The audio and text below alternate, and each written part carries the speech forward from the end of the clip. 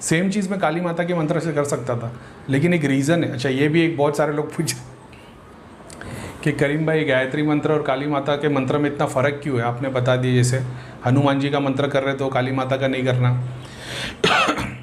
मैंने ये एक्सपीरियंस किया है, काली माता की अगर कोई सिद्धि वाला हो, शक्ति वाला हो, जाप करता हो, अगर वो हनुमान जी का मंत्र चालू करेगा ना, उसकी 60-70% चीज़ें अड़ी जाएगी। उसके शरीर में जो जो शक्ति है, अब वो शक्ति का रूप मान लो प्रेत में है, चुड़ैल में है, दूसरी शक्तियों में है, स्पिरिट्स में है, बॉडीलेस स्पिरिट है, उसमें से 60-70% चीज़ें उड़ी जाएगी। तो बोलेगा अरे कहीं हनुमान जी का मंत्र चालू किया, दिखना बंद हो गया, शक्ति काम नहीं कर रही है। तो ऐसा भी होता है। तो हनुमान, इसके लिए मैंने मना किया। दूसरा, भैया गायत्री मंत्र में शक्ति है और काली माता के मंत्र में तो और ज़्यादा शक्ति है, तो वो क्यों नहीं करवा रहे हो? मैं इसके लिए नहीं करवाता हूँ ना, क्योंकि काली माता और बाबा भैरव की शक्ति में देख चुका हूँ क्या है।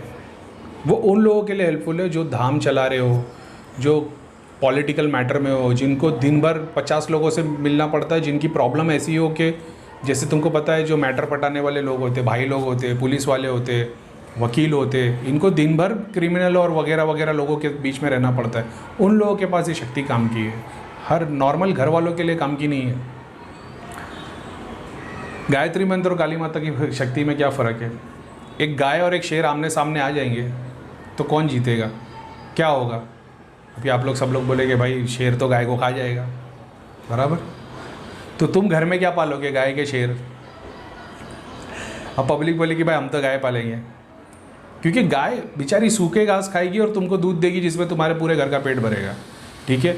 शेर तुम लेके आओगे, उसको रोज़ 10 किलो गोश्त देना पड़ेगा, और जिस दिन तुमने गोश्त नहीं दिया तुम्हारे घर पे शिकार करने के लिए खड़ा हो जाएगा। ये दोनों शक्ति का फ़र्क है। तो जो एक्साइटमेंट में आके बोलते हैं कि काली माता की साधना कर ले, बाबा भैरव की साधना कर ले, वो शेर पालने जैसी चीज़ है। तो क्या तुम जंगल में सफारी पार्क चला रहे हो, जू चला रहे हो, जहाँ पे पब्लिक आएगी, देखेगी, पैसे भी देगी, तो तुम उसका पेट भर सकते हो, अपना मेंटेनेंस कर सकते हो, ये सब कर सकते हो? नहीं, तो मत करो उसको, क्योंकि वो जो शक्ति है ना तुम्हारा काम चुटकी बजाते हुए कर लेती है, समझते हो। लेकिन जब वो तुम पे हावी होगी तो कोई दूसरे छुड़ा नहीं पाएगा तुम्हारे को। ये बात को भी समझ लेना, ये फ़र्क है, एक गाय और शेर जैसा फ़र्क है। तो गायत्री मंत्र में ऐसे समझ लेना गाय जैसी शक्ति मिलती है, जिसका मेंटेनेंस भी कुछ नहीं है। डॉक्टर भी बेचारा आएगा तो उसकी फ़ीस नहीं भी तुम्हारे पास है, तो डॉक्टर को 10 लीटर दूध निकाल के दे दोगे तो लेके चले जाएगा, क्योंकि वो गाय है ना। तो वो तो एक पूरा परिवार, एक पूरा घर चला सकती है, और बेचारी रोज़ सूखी घास खाएगी और दूध भी देगी तुमको, और पूरा घर दूध पी सकता है, समझ रहे हो। वही दूध तुम बाहर बेचोगे, 4 पैसे कमा लोगे, उससे तुम और अनाज अपना राशन खरीद सकते हो एक गाय से। उसका गोबर भी बेच के पैसा कमा लोगे। तो वो गाय ज़्यादा इंपॉर्टेंट है। काली माता वाली शक्ति शेर जैसी है, तो तुम अफोर्ड कर सकते हो तो रख लो, 1 नहीं 10 शेर रख दो। मैंने इन जनरल लोगों को बताया कि क्या फ़र्क है। लोग अभी भी समझ रहे कि नहीं काली माता की शक्ति बहुत पावरफुल है। पावरफुल है कि, लेकिन तुम वो पावरफुल हैंडल कर सकते हो क्या? तुम्हारे को सिक्योरिटी की ज़रूरत नहीं है। तुम बोलोगे करीम भाई मेरे को AK-47 चाहिए। अरे AK-47 के लिए तुम्हारे पास सामने वाला क्या पिस्टल और गन लेके आ रहा है क्या? क्या ज़रूरत है तुमको? ये ऐसी बात है, ठीक है। जो करना चाहता है करे, बस समझ में आ जाए कि वो शेर पालने जैसी चीज़ है। फिर उसको भोग भी लगेगा, चीज़ें भी देनी पड़ेगी, उसके नियम भी फॉलो करने पड़ेंगे, जहाँ गलती हुई वहाँ फटका लग जाएगा। ऐसी बहुत सारी चीज़ें होती है, ठीक है। और तुम्हारे अंदर वो सारी चीज़ें, जैसे मैं इतना करने के बाद भी मेरे पे दुनिया भर के लोग क्रिया करते हैं, मैं इतने लोगों का इलाज करता हूँ। जैसे मैं देख लेता हूँ तांत्रिक क्रिया कर रहा था, अपन ने को कुछ प्रोसेस अपन ने कर दिया।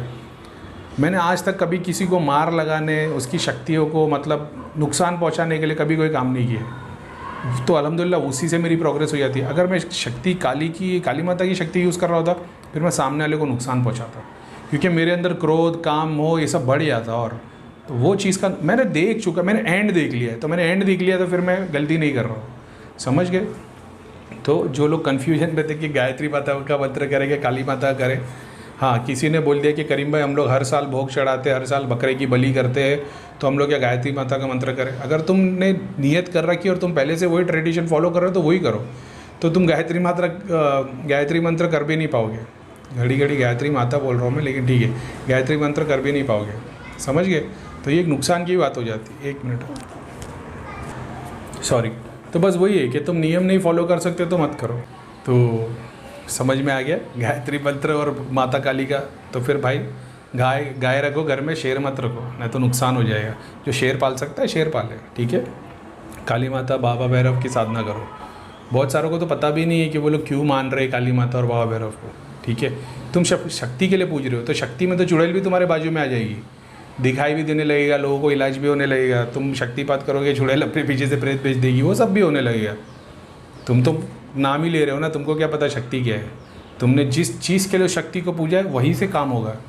तुमने मोह के, काम के, क्रोध के, जो है ना तुम्हारे फ़ायदे, मटेरियल डिज़ायर के लिए तुमने पूजा है, तो शक्ति वैसी ही आएगी। माता काली नहीं आएगी। माता काली तो मोक्ष दिलाने के लिए आएगी। तुम मोक्ष तक पहुँचे ही नहीं हो, तुमको पता ही नहीं मोक्ष क्या है। तुमको किताब का ज्ञान मिला है, तुम किताब से जानते हो क्या है क्या नहीं है, तो वो बात है।